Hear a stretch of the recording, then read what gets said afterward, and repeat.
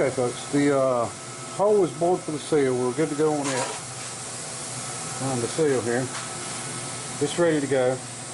And what I've got to do is counterbore it for the bearing. Okay. What I have figured is the crankshaft is from the outside of the bearing to the center of the crankshaft, or the rod, or the center of the crank journal is 1 inch 885 thousandths. 1.885. So that's half of it. So what I need is from this flat, running a straight edge across it, and if I wanted the crankshaft in the center of this case, or the rod, I'm sorry, in the center of this case, I would need to bore down and actually make it from the top of this case to the bottom of that bore the 1.885.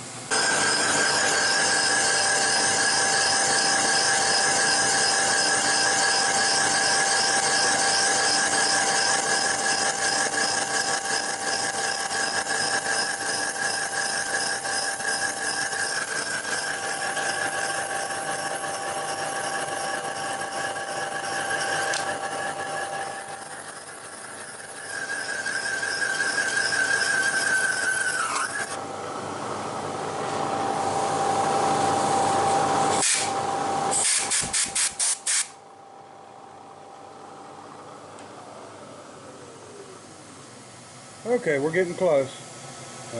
Keep measuring it out. It's probably hard to see in there, kind of bright, but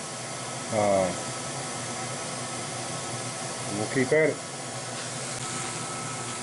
Okay folks, I checked the depth on this from the surface down to where our counterbore stops here, and we are about 15 thousandths, actually about 14 thousandths off center. So when we go to the center of this to put our hole for our cylinder to go down, we're going to move it over 15 thousandths. I mean, I don't think it's going to make a bit of difference anyway, but so we're not off far at all. I ended up going kind of thin with that. The seal might stick out a little bit, but it's a double-sided seal. You know, that'll just go along with the bad looks of the hole not being centered, and once we get the pulley on it, it's going to cover it all anyway. But hell, I could hunt up another seal or try to find another seal, it don't matter. But it's going to work out fine. That's the important part. So now we're going to put the top case back on, and I'm going to put an end mill in it, and then I can move the machine and go ahead and get me a surface set up so I can dial indicate it in once I get the case flipped up. So anyway, we're going to get at it. Okay, we've officially got a flat surface to indicate off of. Things will work out just fine. So now I can actually take it out of Kurt Vice jail. You know, I couldn't move this thing at all for a few days. So anyway, I'll be glad to get it out of there. All right. Okay, now you can see what I'm talking about it being off a little bit. I could actually set it back up and run that ball mill around it. I'd have to set it up in the rotary table and make this back to looking centered. Kind of bothers me, but you know, we'll just stew on it a while. And I could actually maybe take a deburring tool that's rounded on the end and just clean it up some and make it look a little straighter, a little better. That bothers me, but you know, things like that are going to happen, I suppose. All right, we're going to go ahead and get it set up. Try to get something done on the top side and bore the hole. The hole on this has got to be. This is my old cylinder I'm not using, but it's got to be the size of the bottom of that cylinder. So we can set it down in there. And then we'll see if we got to cut any reliefs. You can see there's already one relief on it. You might can see that. All right, show you more. Look straight to you. Look straight to me. Good enough. Okay, folks, I'm having a hard time getting this thing dial indicated in. No matter what I do when I clamp this thing, it sort of raises on this side. It's a little bit high. So I've gotten it close. I'm still about 5,000ths off, just between what I'm doing here. So what I'm doing is I'm actually stacking shim stock, 1,000th shim stock at the top on the other side to try to take care of it. And I'll show you what I mean. You can see it's at 30. And it's just slowly, now it's just slowly dropping down. So it was farther than that, so I'm going to keep adding some shim stock to it and see if we can get it. And like I said, the shim stock's only 1,000 thick, so alright folks, I want you to meet a new buddy of mine, Chris, that lives down the road. Chris, tell everybody what you do, buddy. Well, my name's Chris, and I have Asperger's syndrome / like highest functioning form of autism available, and I collect seatbelt buckles as part. And if it keeps me happy, you know how that goes. It just, if it keeps me blessing the Lord and I go to church and all that, mind you, I'm new down here, so if McLeod's Auto Wrecking and DMB and Reed Salvage see this, I say hi and my greatest wishes to life, because, that's what, no offense, but, that's why I voted the way I did, because no one knows about my history, and who knows, I could have been an abortion survivor as far as anyone could pull out of their wildest imagination, but I've been through it all, severe depression, all that good stuff.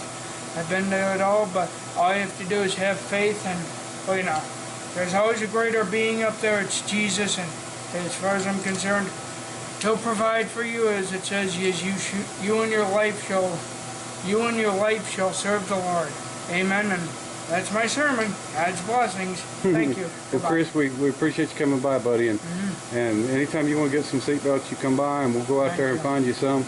And Chris is from Ohio, right? Correct. Okay. And do you collect anything else, or just seatbelts, or shoulder harnesses, a loop? That's why they call them shoulder. Oh, the loop up top. Yep, I didn't bring a channel light. How many seatbelt ends do you have there? I have over 1,000. Over 1,000? 2 huge toolboxes full. One thing I found out about Chris real quick, being back here in the junkyard, is Chris is no dummy when it comes to cars. He knows his years and knows his cars, and he's been there, done that. So you'll probably see Chris around in some of the videos later on. He just lives about 4 miles down the road, maybe? 10 miles. Is it 10 miles? Yeah, Woodley Country Club. Okay, and you're riding your bike that far? Well, I did all the way. Well, that's good, Chris. I appreciate you coming up here, buddy. Okay, thank you. All right, we'll talk to you later. Folks, there's a fellow that'll ride his bicycle 10 miles in 90-something degree weather to collect the seatbelt end, and hell, half the people I know won't get off the couch to walk 10 feet and get something out of the refrigerator. So, anyway. Alright, let's get back on this. I've got this machine and getting ready to do the top.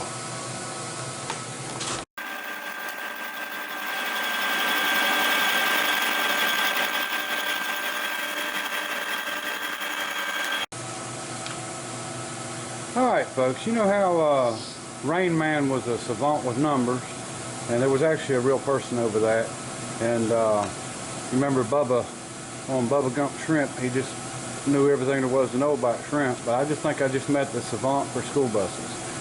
Chris there knows more about school buses than anyone I've ever seen in my life, and knows Thomas, Bluebird, Ward. He can name them all. He can name the years they were made. You name it, he knows it about a school bus. So I just definitely met my match on that, and people never cease to amaze me, and we can learn a lot from people like him. Someone that's definitely not lazy, and is a good person, respectful, and he actually called first before he came, and then later on he told me that after we went out and got some seat belts, he told me that his dad told him that that doubted very seriously we was going to let him come get any seat belts. So if nothing else, he's right proud about being able to prove his dad wrong. So anyway, all right, we're going to get this thing bored, and it's always good to have something to liven up things around here sometimes. All right, let's get back to work. Oh, another thing too, you got to dig anybody that wears a shirt like he was wearing.